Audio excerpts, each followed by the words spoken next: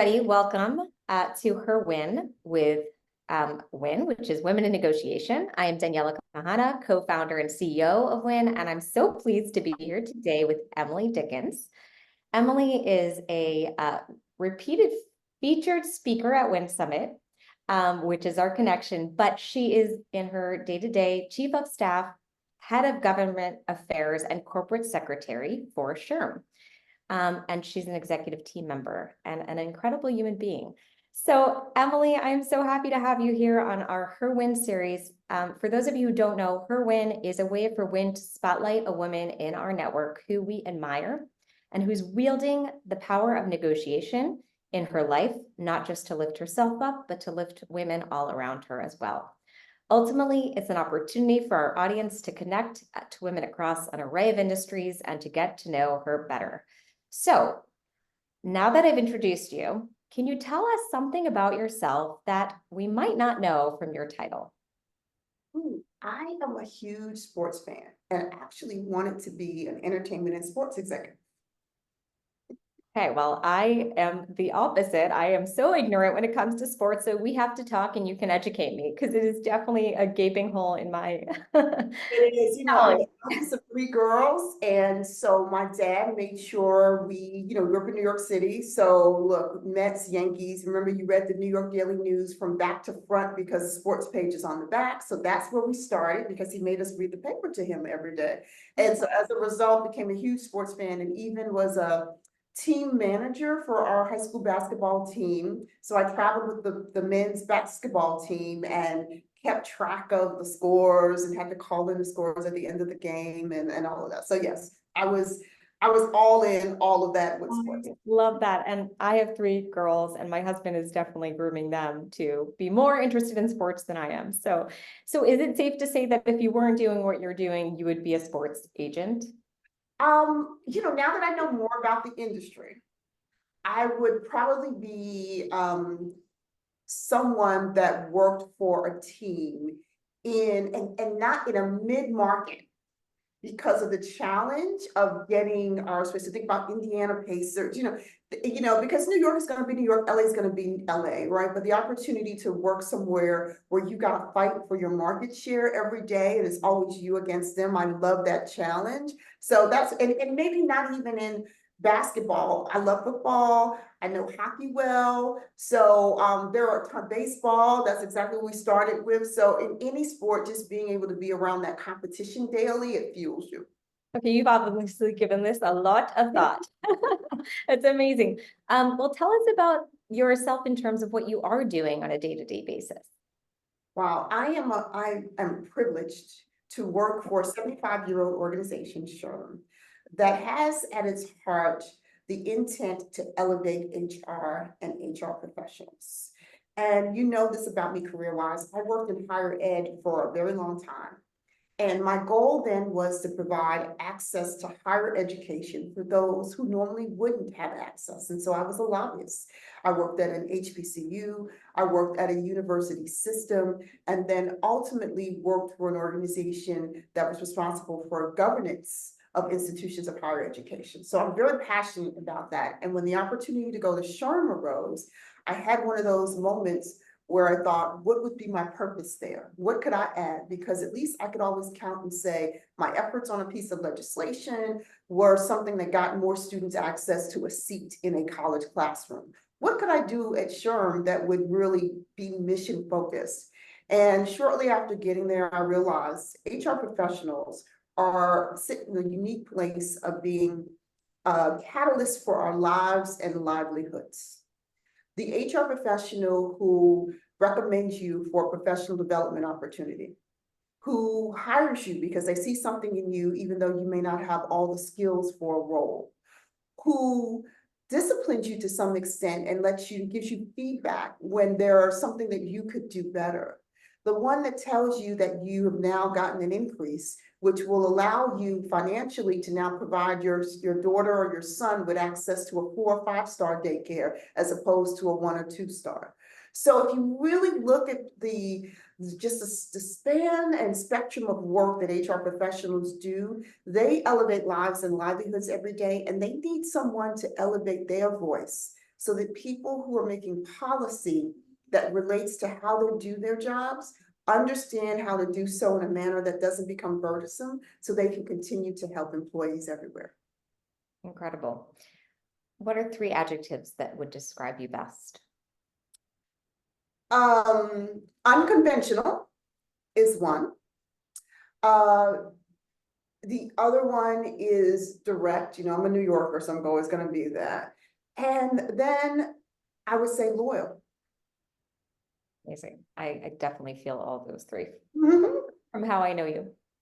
So you have been a repeated, as I mentioned, speaker, featured speaker at WIN Summit, and SHRM has been a sponsor and a partner, an incredible partner, and we're so grateful for the continued partnership. What excites you about WIN Summit? Anytime you can get people together around a common goal, I'm excited. And then put on top of that, women who are at all phases of their lives looking to elevate themselves in some way and are open to networking and meeting other women who are just amazing. I can't remember how we met, which is so funny, Daniela, but I remember, people remember how you make them feel. And I remember being welcomed at each in-person event that you've had, at each of the virtual events that you've had, and you had to figure it out during the time when everybody else had to figure it out. I remember when we do touch base calls. All of that is because of WIN. And then being able to introduce the people who I love and adore, the women in my life who I look up to WIN, and giving them that experience of being around other women. It's such a positive experience. And it's look, and it's one day, so that's great because we all have limited time. And it's an opportunity for you to be a little selfish as well. When you talk about negotiating, you're negotiating for something that's important to you. So you're being as selfish as you can, and you have the right to do so, which I think we don't often choose ourselves when we need to. So this is an opportunity to get the skills to choose yourself. So true. So on that note, obviously WIN focuses around negotiation as a tool of empowerment. How do you feel about negotiation? Can't stand it. And I'm a lawyer, right? I hate, I feel like you should know, I shouldn't have to, have this conversation, right? But I understand it's a necessary evil, and it's an opportunity to educate the person on the other side of the table about what's important to you, because their experience with you and that set of negotiations will give them a skill set and an insight to things that in that next negotiation won't be new to them. It can be something they expected, and that woman, that man on the other side of the table won't have to ask for it because the person will know this is something that could be important to them. Absolutely. So we like to say that everything in life is a negotiation. And when you talk about negotiation, you teach negotiation all the time, you start to see things through the negotiation colored lenses. But of course, there are non-negotiables in life. And so what would one non-negotiable be for you? I've been thinking about this for a few, like literally, this was the question that stumped me. And isn't that what, because I don't want to sound like that person, but the one thing is when you set in your mind what you think your value is, and it's done, and later on, and there's another question where we'll talk about what's the, the thing, the tip that I would give is when you set your mind on a number or a range based on what you think, what the market says, and your research about what that number is. I think you've done the work. You should be willing, you should be able to say, this is it, this is the number for me. But again, as I'll talk about later on, you got to do the work. So when you've done the work to get to that, for me, I think then you got to say there's a range I'm willing to go. And if it's outside that range, we clearly don't see the same monetary value. And it's crazy because I'm the person that tells you look at the whole compensation, which you should. But I know we have a certain window for earning potential, and you want to make sure that if that's the thing that's important to you. So for me, it is once I've settled on a range for that number based on good research and data, that would be the thing I would budge on. I wouldn't budge on. Tell us about a time that you failed in a negotiation or in life. So look, I'll harken it to a bad negotiation, right? And the tip is knowing when and what to negotiate for. So I'm a big proponent of stretch assignments. And most of my career, I've been able to move because I've taken on a stretch assignment, succeeded, and then gotten an opportunity. So I took on a stretch assignment.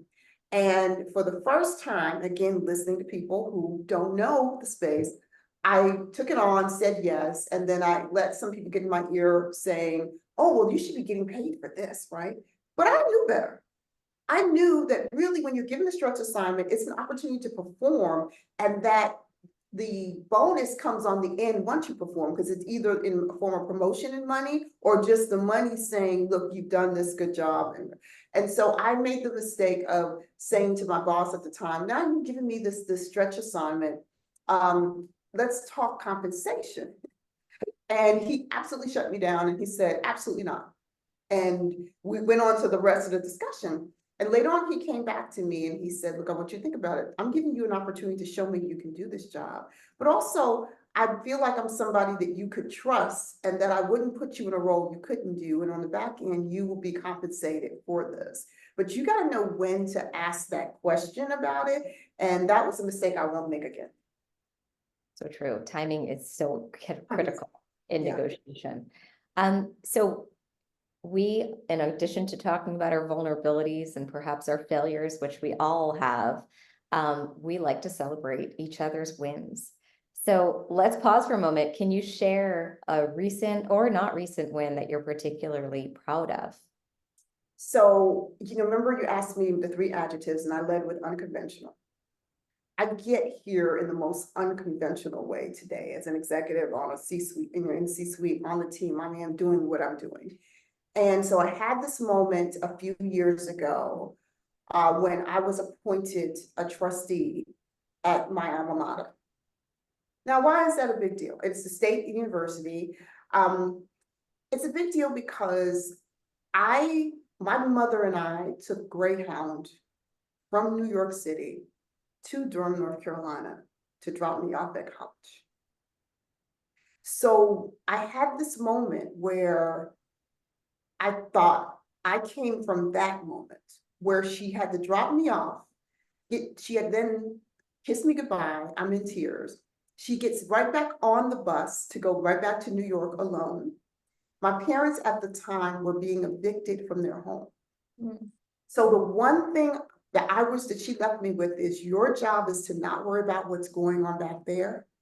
It is to focus on this opportunity. And if you think about it, your first generation, I get there because somebody gave me a scholarship from church. I was in a debutante ball, like all these things pieced together. My godmother wrote a check on her discovery card, but all these things, this village that made sure I got there. And I had one job, was to graduate on time. And the fact that my mother is still alive and was able to be here in that moment when I was appointed as a trustee, but I'm a member of the state legislature, so I'm that type of appointee, a political appointee, to my board of trustees of the alma mater, the school where I graduated and loved. It was a full circle moment for me. Within a generation, right? Within one human, which is so remarkable. It is. It is. You must have been very proud. Yeah. That's amazing. Well, final question. So this year's theme of WIN is the power to, which we are excited about because it's positive, it's empowering, and it's intentionally ambiguous. Everybody feels, differently about what they need to lean into when it comes to their power or what they want to yield more of. So what is one thing you're bringing your power to in 2024? I've gone over this a couple of times because I filled in that line with a few things. The power to choose me. You get to a certain point in your career where you're doing things, especially if you're a people manager, to please this person above you and those who are reporting to you, and you are in the middle here. And what COVID has shown and said that executives and bosses have to be more empathetic. But I feel like we've been forced to go overboard with our empathy, and no one has empathy for us right there in the middle. And so I am taking back my space. I am choosing me, and I'm requiring those who are also in this sandwich with me to figure out a way to consider me in this story and not just their individual wants and needs. So it's all about the power to choose me for the rest of the year. That is very, very resonating with a lot of women who put themselves last. So thank you for leading with that. And thank you for your time on HerWIN today. Great to see you as always, Emily, and we can't wait to see you at WIN Summit on May 30th. I am looking forward to it, and that's a lot. This is going to be an amazing year for you. Thank you. Thank you. Take care. We'll see you soon.